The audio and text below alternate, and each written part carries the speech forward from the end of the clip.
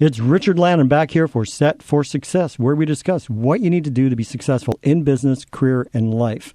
I have a couple of big words for you today. Innovation. I think innovation's a big word. How about you? I also have another word for that, too. Technology. I think that can be another big word, too. And they're throwing around a lot. How about innovation technology or technology innovation? For some people, these are eye-watering combinations, beckoning many questions and insights. But for what does this all mean? What do we need to know from these things? And is it something we need to know? Are you in on the Internet of Things? I'm not even too sure I know what the Internet of Things is, but I'm hoping to find out today. Yes, I know I said the word Internet of Things with quotation marks. Or maybe you need to know something about the application lifecycle. Do you know what application lifecycle is in your business? I'm not too sure if everybody does. Or how about worker collaboration and what it means when you're dealing with technology? Or how about rapid technology changes? I think pretty much since technology started in our generation, or Generation X, I know I chat about that a bit when I'm on the air, and the Millennium Generation, heck, it's just all about rapid changes. I think we're being hit and banged around lots with technology as things move through. Another one of my favorite terms is freelancing economy ecosystems. I'm hoping to touch bases on that today, too. This could all mean that maybe you abandon your past or not abandon your past. What you started, embrace anew, or you start something new, embrace it. This could all mean that you need to do something here. Imagine and blend your unique needs and technology or strategy to rapidly realize your business goals. Now, you can pretty much guarantee I took that from a website somewhere, and I think it's actually with the people that I have here today. I have the co-founders and inspirations for an organization called Imaginet organization. Is it Imaginet Inc.? I just sort of messed up that a little bit on you there. I have Joel here, who happens to be the Chief Innovation Officer, also Global Corporate Microsoft Regional Director, which I really want to talk to him about that a little bit. I read up a little bit on him. I thought that was interesting. I also have Rod from Imaginet too, and he's the Chief Executive Officer. So welcome to the show. Thanks very much. Thanks, Richard. Here. Time to speak in, guys. Time to speak in. You know, I always like to start with a very straightforward question with my guests, more for the listeners than that, to tell us a little bit about yourselves. So, I don't, Joel or Rod, I don't know who wants to start here, but who would like to sort of speak up? Tell us, the listeners, a little bit about yourselves. So, Rod and I started Imaginet in about 1997. We met while kind of traveling the globe, being teachers and educators along with Microsoft on some of the new technologies. And we thought, you know what? We really like this new technology stuff. And I think we can form a company that specializes on, helping customers really think about how they can take this new technology and apply it to things that they never thought about before. So we started a little company called Imaginet, and it really is based on imagining things, taking things that we could never imagine and trying to do new things with it with new opportunities. And we started working with customers, obviously here in Winnipeg, but we now have a global practice. We work with customers around the world. So we've been around for almost 19 years doing this innovation stuff. We've probably have only been calling it innovation for the last decade or so, because most of the time it was really just about solving problems with technology. But it's taken on a bit of a different flavor in the past about 6 or 7 years. Yeah. Joel, how about yourself?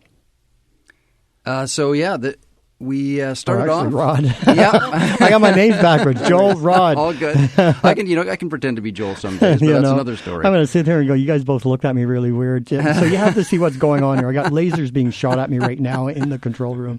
Go ahead. Yeah, no, it's very interesting. When we started off, a lot of things were changing. Technology was going. At that point, Microsoft wasn't really a big leader in business at that point, and we sort of jumped on that bandwagon. But it was always more important that we were actually solving problems, and that was really how we started to introduce ourselves to customers. We heard a lot of things. Training people, you hear all the problems that they're going through, and most of them were interested in trying to have technology change their world for them. And that's really when we got introduced to them, and we started to say, hey, I think we can sort of step back. There seems to be a lot of really interesting, smart people around us. Maybe if we pull them all together under one banner and try to do things that were a little bit different, and actually try to build them and let their careers really blossom. And there seemed to be a lot of passion around taking technology and learning, and those were the people we were looking for early on because they sort of matched our experiences. Yeah. And lo and behold, there was a ton of them out there, and a ton of them had a lot of experience but wanted the new skills of the new world. And they were just a perfect fit for us. So that was kind of the beginning. So that was like 1997, did you say? 1997. Yeah, that's when I started, I think, my technology career, just pre to that too, and sort of the rise of Microsoft. Yes, I have a background in global technology solutions. Ta-da! I built my background in the technology world, but went on too. So it's why I'm actually quite excited to speak to you guys today, because when I started to read your background with, Microsoft. So tell us a bit about the relationship that you've had with Microsoft over the years. Well, I mean, we got on the Microsoft bandwagon quite early, but it was actually not because we thought they had all solutions to all problems. It's probably the exact opposite. Mm-hmm. We worked on very, very large projects where we were working with Oracle and the IBMs of the world, and Microsoft slowly became a significant component of these projects. They did, actually. And so did their development environment. And so the trend that we saw was that, this is something that we need to jump on. And they seemed to be a very good partner at the time. So we did a lot of work early on with some big customers, helping them adopt Microsoft technologies, from development environments to server technologies. The infrastructure environment. Yeah, the infrastructure. So we worked on both sides. I started promoting the Microsoft technology here in Winnipeg primarily. I started user groups, started to build a community around the technology and kind of like-minded people. And that's when I think I first started getting recognized by Microsoft as being kind of a community leader, someone that's an independent guy in the world who's actually talking good things about the Microsoft product and building an ecosystem and a knowledge base that ultimately helps businesses in this area as well. Yeah. Now, you guys have been doing that out of Winnipeg, right? Is that the absolutely, reality? And absolutely is. And again, we always like to say we're the best kept secret here. So we're a technology company people haven't heard of. Yeah, I think that's a perfect statement to make, because as I was reading up on you guys, I was sitting there going, okay, this is way cool, and it's like, I would actually sort of word it that way. Sort of felt that you guys were like one of the best kept secrets. Yeah, and honestly, we sort of feel that we're sort of the new export for Manitoba. There's a lot of really smart people, and the services we provide, a lot of them are outside our borders. Okay. And we're quite happy people want to live here in Winnipeg and work on cool stuff. So that's what we're hoping we can do with them. You know what? We've been able to demonstrate that. I think what we'll do is we'll take a short break, and when we come back, we'll talk about people living in Winnipeg and working on cool stuff in the technology industry, and we can just take it off from there. This is Richard Lannon, and we'll be right back. Hi, and welcome back to the show. My gosh, I just had a exciting first segment. Not only, I've sort of got these guys' names wrong, and you would think I'd get Joel and Rod, names correct and everything. I should actually, I think you guys should know a little bit more about them first. Like, what is your full name, and what do you do for the organization? So let's start off with Rod, and I'm going to get it correct this time. Thanks, Richard. You're welcome. I'm Rod Giesbrecht. I'm the CEO at Imaginet, and again, one of the co-founders along with Joel from the very beginning. Yeah. So what do you find that you spend your time on, though, within the organization? So I spend most of it is in Winnipeg. Okay. We have an office in Dallas, and we also have a presence in Los Angeles and also in Calgary. So we're spread out a little bit right across North America, but mainly hang out in Winnipeg, and that's where I live. So. Okay. And I know I'm going back on Joel, but I want to make sure, because, I actually think that everybody in your company should have cool titles. That's what I was looking at, and I was going, right, Chief Information Officer, cool title. Chief Innovation Officer. See, there we go. Even cooler. See, look, I'm just messing up here real bad today. It's actually the coolest title you could ever have. It is. People probably come up to you and say, that's a cool title. Well, I think it really kind of describes what I've always been. Okay. I'm not a CEO. I'm a Chief Innovation Officer. And my job is to innovate, but more importantly, create an environment of innovation for us at Imaginet, but with our customers and our partners. Yeah. So it's not like I have all the ideas, but what I strongly do is I create a culture by which innovation happens. And I look at a company's, the way that they even operate, the way they, think about their business. And I challenge them. And I look at ways that they can think differently about things to, prevent, we talk about disruption all the time. So that's kind of first on everyone's, mind is like, help me think about our future. How do I do that? Well, it's about innovation. How do you do that? Well, there's a few ways that actually have proven to work really well to do that within an organization. So disruption. So I'm just going to write down the word disruption because I love making notes, and my listeners know that. It's my cue to go back to it just before the break. So we're going to come back to that, okay? Just before the break, we were talking about doing cool stuff in Winnipeg, but I guess probably with a global reach. So could you talk a bit about that a bit more with your organization? Yeah, I mean, just because we're in Winnipeg doesn't mean that we're only working with Winnipeg customers. I mean, the reality is we do a lot of work with Microsoft around the world, lots in North America, and we get pulled in as kind of early innovators. Like, hey, we've got this great partner; they're experts in what we do, and they'll bring us into some of their critical customers on waves of technological change. So, for example, we've got brought into Toyota, in the U.S. because of my experience with lean manufacturing and also our ability to really adopt new technologies and rethink along with our customers really rapidly. So that's kind of how we get some strongholds into some of these big organizations. And we really are, and I call them Horizon 3 work because there's 3 horizons of innovation usually within an organization, where we really are their third horizon arm to help them experiment and learn and understand how this new technology and these new opportunities, and not just technologies, but changes in process as well, the way that you think and operate can dramatically change your business. Yeah, process and productivity. I mean, you sort of talked about lean a little bit and really probably finding Kaizen opportunities. That would be a term that you're familiar with if you've been playing in that space, especially with Toyota and stuff too. They kind of invented it. They did, didn't they? Right? And good old Demings and the work he did too. I actually come out of a bit of the Honda background too, awesome. Where when I was in my 19 or 20, I got trained on total quality management with Honda. Because I was part of the inventory. I was a clerk in inventory, and I got trained, and that has worked with me for 28 years in my career. So I can't help but share a story. So what I'm saying, really, I'm excited about what you do, Joel. So it's a compliment and everything to you guys. How large is your organization here in Winnipeg? Like, is there a certain headcount you guys work with? So we're right now here in Winnipeg, we're probably just under 40, and overall we're about 55. So we basically it's a nice small business or mid-range. Do you consider that small or mid-range for the Winnipeg market?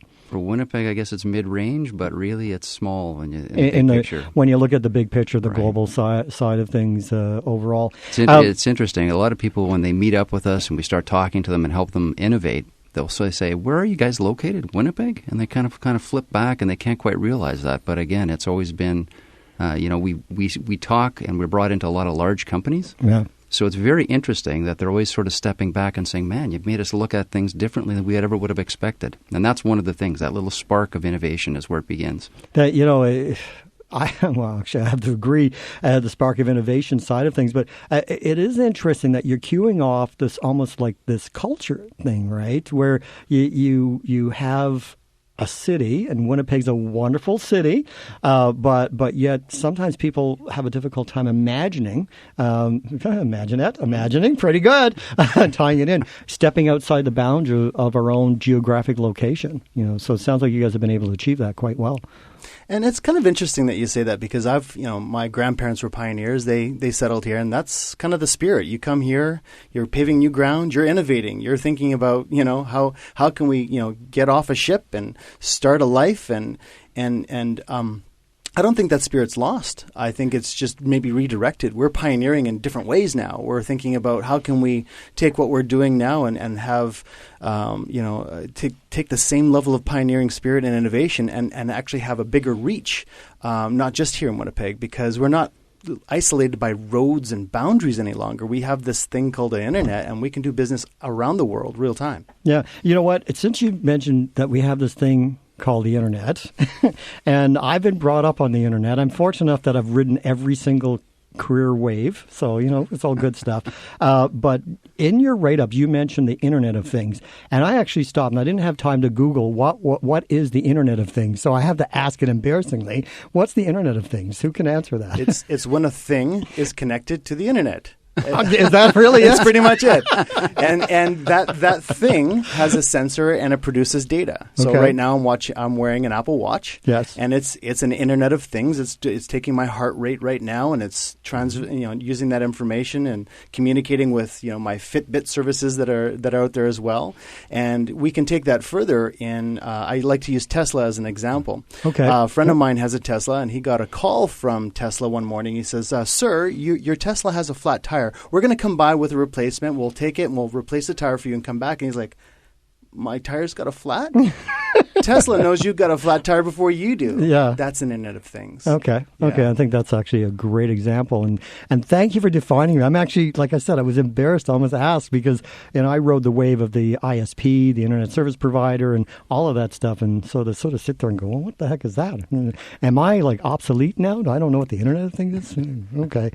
This is Richard Lannon. We're going to take a short break. When we come back, I want to ask about disruption. That's something I want to ask about. We'll be right back. It's Richard Lannon for S.E.T for Success, and we're having a great discussion today with the guys, the innovators from Imaginet. And you know what? When we come back, we'll talk a bit more with them. Now, think about what you do to be set for success in your business and your life. And it's part of being successful is finding a winning approach. Maybe innovation, maybe technology is part of that innovative approach for your business. Heck, for your personal life. We were just giving some examples about Tesla and the cars or Fitbit and your watch monitoring you in terms of the Internet of Things. All fascinating items, and maybe they're things that we can all connect with and use to our advantage. We can innovate with them in some way, shape, or form. But ultimately, I think it comes down to working together, maybe creating disruptive opportunities, finding a better way or a decision or making a better decision, maybe a common direction. We're going to talk a bit more about that with our guests today from Imaginet, Rod and Joel, the CEO and the Chief Innovation Officer. This is Richard Lannon, and we'll be right back. Hello, everyone, and welcome back. Yeah, it's Richard Lannon for S.E.T for Success, and with my guests from Imaginet.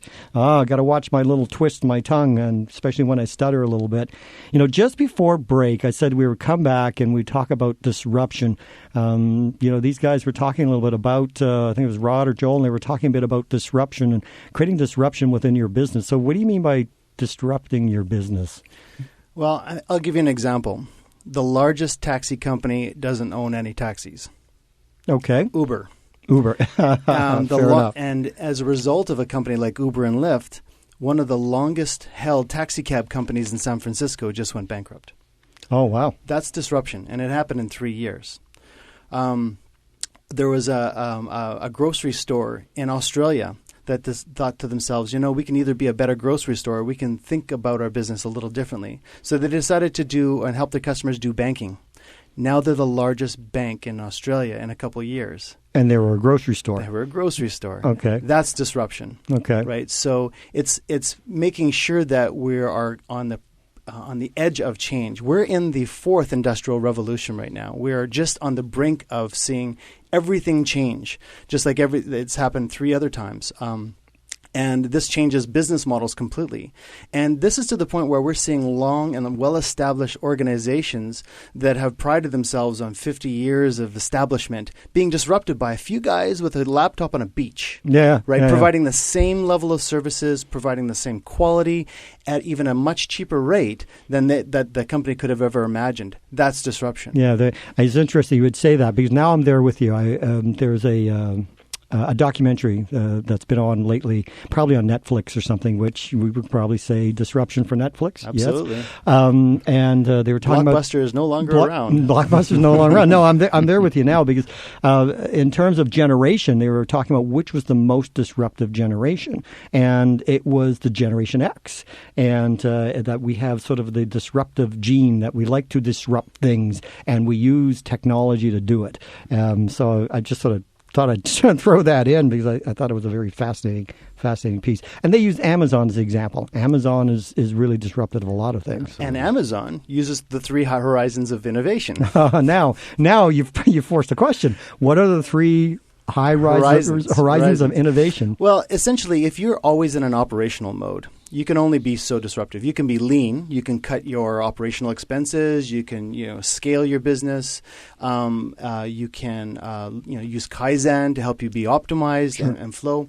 But what's next? So one of the things that we've realized is that companies, from an operational perspective, will eventually atrophy if they don't change. So you have to look at horizons. So horizon 1 is your here and now. About 70% of your business effort is, how do I optimize and make as much money, or if you're a non-for-profit, make as much impact as I can in horizon 1.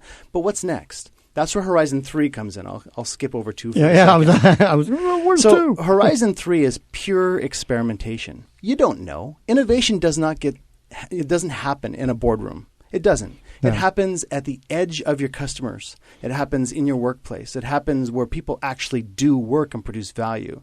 So if you look at Amazon, they really started to turn the corner when they became a data company. Fundamentally, that company is a data company. It's a data company. Yeah, they don't truly own anything, do they? Well, they own their data centers. Yeah, yeah. When how many times have you bought a book and then accidentally not bought another book because Amazon suggested that people like you also bought this book? Well, heck yeah, I need to get that book now. That's a data. Yeah. That's a data innovation. But now they're experimenting with drones. They're experimenting with using Uber to make deliveries. They're experimenting with things.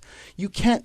Innovation doesn't come out of a year-long plan. It comes out of experimentation. And that's what Horizon 3 is.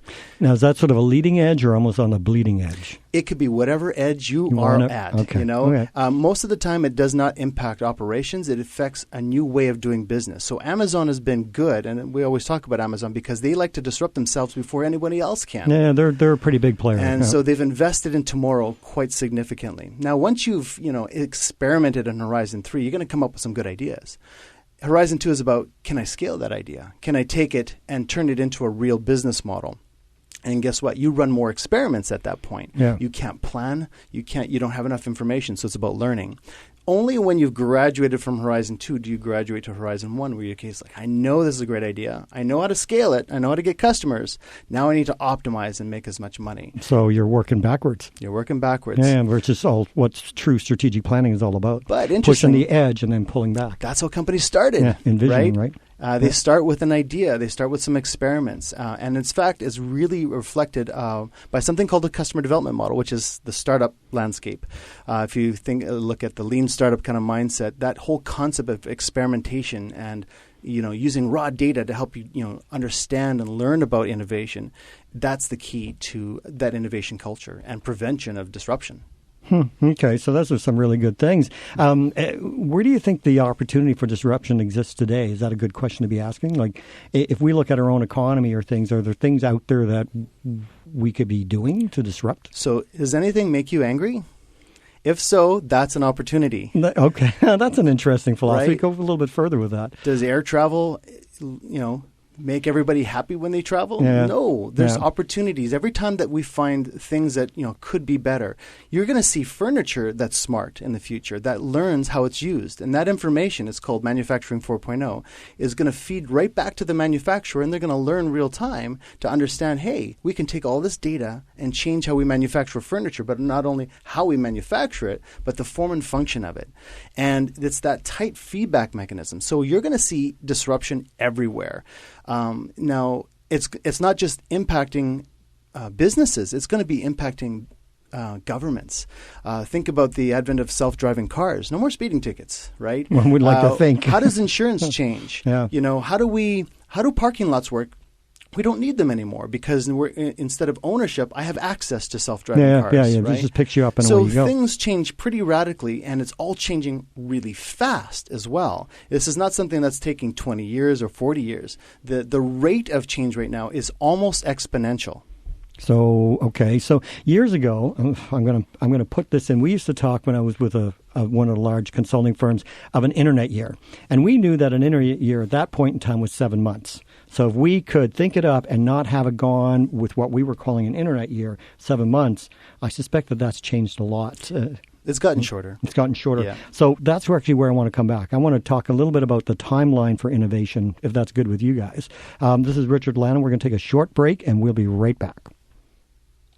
So if you're just tuning in or if we're just coming in from another segment, we were talking about the idea of disruption with Joel and Rod from Imaginet, their organization, and particularly coming around the innovation side of things. Now, one of the questions I posed before was sort of the idea of timeline. I know that we're always talking about creating timelines, having roadmaps, the 3-year plan, the 5-year plan. I mean, when we get into innovation and disruption, where does all that go? Like, what does that mean in terms of, timelines? Well, I mean, when you come back to Horizons, you can have a 3-year plan for your Horizon 1 business. That's fine. That makes a lot of sense. All right. But you can't predict what's coming out of Horizon 3 or Horizon 2. So the only thing you can predict is the process by which innovation gets created. But think about how many apps are created on your phone and how rapidly that happens. These aren't measured in years. They're measured in weeks and months. And so your ability to innovate is really a reflection of your ability to experiment very, very rapidly. And by running experiments qualitatively to actually gain data so you can make good decisions. How well you are at that will determine your life cycle.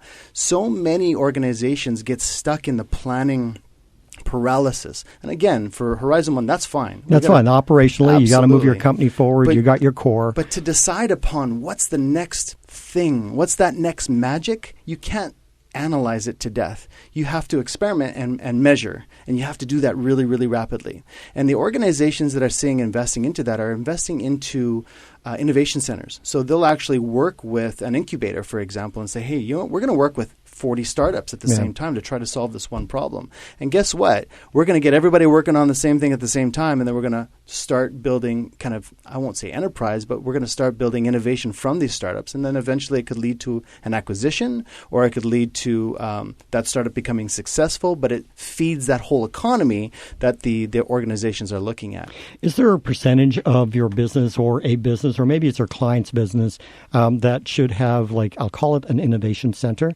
If they're looking at their organization, what portion of their business should be chunked out to be an innovation center? So a couple of things there. I mean, people are getting away from having this monstrous project, you're going to change the world. People are just getting away from that because they were too expensive. 9 times out of 10, they weren't successful actually bringing it to life. So really, they're stopping to say, what are things we can do that are going to change it? So the experiments are getting much smaller and providing much better feedback to what's actually going to be helpful for us down the road. We don't have to envision exactly what everything's going to be like 5 years from today because it's impossible. So let's take a step forward, run an experiment, see if it actually affected us culturally or business-wise or whatever. There's lots of different ways to kind of pull that innovation underneath the banner of a company. And what we're finding is that a lot of these big companies have been so stuck on keeping things just nice and clean. Technology should just be, if the phones aren't ringing, we've done a great job. And in the reality is technology, you got to take a step out and see what it can do for you. And that's where you start to see these applications, the smaller ones, actually changing the way their businesses run by taking small little experiments, running them through, and innovation just pops out of them. But it's not about doing one thing. It's about doing a bunch of little ones. The companies that we've worked with they've asked us to come in and help them. So in a lot of ways, a company very often feels uncomfortable doing it inside their walls. So what we're able to do is kind of interpret the world that we see, because we are a little bit maybe further out than some people with what's new and exciting out there. And we help them kind of find a roadmap for the experiments. And they've seen way more value than we've seen of those monster projects. But it's also scary. It scares them. Because you're talking about disrupting a culture. I mean, you represent, even though we all say we need to be adaptable and comfortable with change, but you represent change. Absolutely. And that scares people. And sometimes it's fundamental. One big fundamental change is failure. Failure is okay. Yeah, and I wonder if that's a generation thing where you've learned that failure is okay, because I don't know if all generations really believe that to be true. Agreed. Okay. Absolutely. Yeah. Yay! Yeah. It still doesn't feel right when you fail. That's how people are thinking. Well, I know it doesn't. The other thing I find interesting, I know you were talking about bigger organizations and having that on your roadmap, having that innovation stream, which I think is absolutely fascinating and a good idea. But I'm also discovering, and maybe you guys can speak to this, is just the small organizations. I'm talking about one person, 5 people, 10 people. Because of the way they have instant access to applications, you don't have to spend thousands upon thousands upon thousands of dollars anymore. $40, and you've got a plug-in that will basically help you skyrocket your organization. Or for free. Yeah. Right. So, and that's been a big issue that's actually helped with the freelancer economy. It's, we can assemble our IT department nowadays by just saying, I need a Dropbox, I need, HubSpot, I need all these things, and all of a sudden I can do marketing really well. I've got all my document management solved, and I'm not paying any money yet. Yeah. Right. And so I'm as proficient, if not more proficient, than the same organizations that are running on technologies that's 11 years old that they have yet gone through the upgrade cycle. Yeah. And that's creating in the IT stream something called shadow IT, because we've got people, millennials, coming into the workspace going, I've got to use SharePoint 2007 behind a VPN that I have to use a Cisco VPN client to access. How about I just share that doc with you on the side with my phone using Dropbox for free, and we can collaborate like mad. Yeah, the way you go, right? One of the tools I got to play with about a month ago was Blab. And I interviewed a bunch of business leaders. We did a Blab session. We actually talking about the Blab technology, and that was really cool. I mean, there was just so much we were able to do with a beta technology. It was free, and we just went and had a whole conversation on the internet. It was just like perfect. What's also interesting is that there's a merger now between software and hardware. So you're seeing more things, the Internet of Things, the watches. Yeah. But you're also seeing we use something called HoloLens, and this is something new from Microsoft, which is an augmented reality environment you put on top of your head, and within your existing space, so it's not virtual reality. I can have 3-dimensional objects that I can walk around and interact with. This changes the landscape of how you interact with data and in even systems. And all these companies are going, well, wait a second, I'm not bound to even my mobile device anymore. I can experience data and information completely differently and interact with it. And so the combination of data and connectivity and devices is really the sweet spot that we're seeing. Oh, right on. With that, I am actually going to have to take us on a break, but this has been really fabulous. So when we come back, we're going to find out how you can connect with this organization and maybe something new. This is Richard Lannon. We're going to take a short break, and we'll be right back. Hi, it's Richard Lannon for S.E.T for Success, and what a show we've had today. I think my brain's starting to hurt. Innovation, technology, horizons, disruption. I mean, there's been all sorts of things that we've actually started a dialogue and what it means to your business. How disruptive can you be in your business? Do you have an innovation track for your business? So these are some of the fascinating things. So, Joel, Rod, I need to know, if somebody wants to contact you, how do they go about doing that? What's the best rate? Easiest way is our website, Imaginet.com. I'll be happy to sit down with you and spend some time and just kind of probe looking for those things we can help you with. We understand technology. Hopefully we can sit down and have a great innovative experience and figure out what to do next. If you had one final thought for our listeners, what might it be? Be brave. Be brave? Yeah, because that's what it takes. You don't have to be right. You have to be brave. You have to be brave. And you have to take some chances. And innovation is about experimentation, not about being right. Okay. And it's better to start and be wrong than to not start at all. Yeah, and I think that's a real challenge for a lot of people. I think there's a sort of a culture that's maybe built up where you have to make sure that you do everything right, and I don't think that's what we're talking about. Be innovative, be brave, be willing to fail.